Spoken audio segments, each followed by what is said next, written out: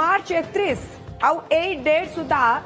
सबू धान किणवे सरकार तेरे कौन टोकन लाभ सेबनी क्विंटाल पिछा 3100 टंकार किणवाई सरकार निर्वाचनी प्रतिश्रुति भी देते से हिसाब रे सरकार धान किणुंट 800 टंका इनपुट सब्सिडी कथा कहुई ना वर्तमान सुधा 15 लाख चाषी 64 लाख 10,000 मेट्रिक टन धान किणा 3100 टंका हिसाब रे 18,586 कोटी टंका प्रदान करा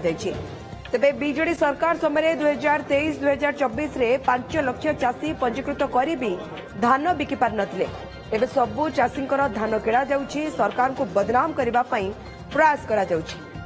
नुआपड़ा उपनिर्वाचन रे 84,000 भोट रे जितिबारु स्पष्ट कि चाषी विरोधी प्रति विमुख होइछन्ति जणे भी चाषी आत्महत्या करिनांती।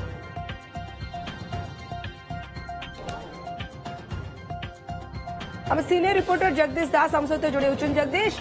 जड़े भी चाषी आत्महत्या करना ठीक जड़े चाषी माने विरोधी प्रति विमुख हेले सेटिपाई बीजेपी सरकार आले ये कथा ग्रहणीय, किंतु धान मंडी मार्च 31 सुधा उठिब तो ये प्रतिश्रुति रक्षा करिवे तो सरकार आकु नहीं कि सरकार पदक्षेप आउर स्पीड अफ को किभली देखुछन्ती काना मंडी रे जल जल के एथरा में देखिलु अव्यवस्था।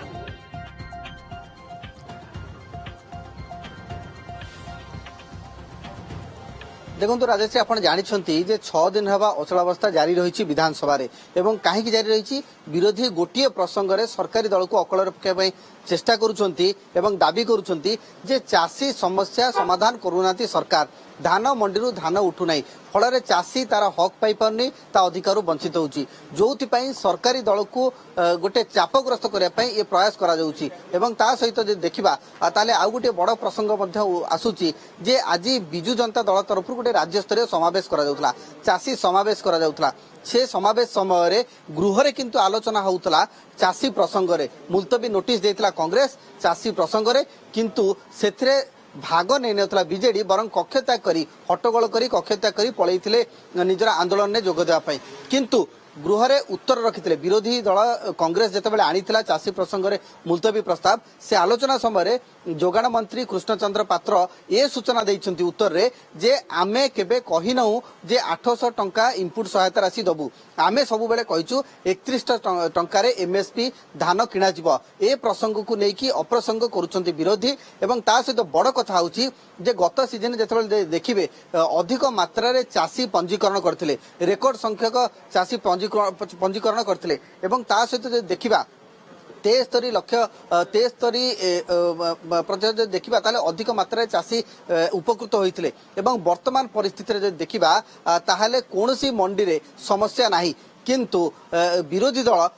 देखा चाहूँगी जेहेतु नुआपड़ा उपनिर्वाचन में 84,000 भोट रे पराजित होती से प्रसंग करुँच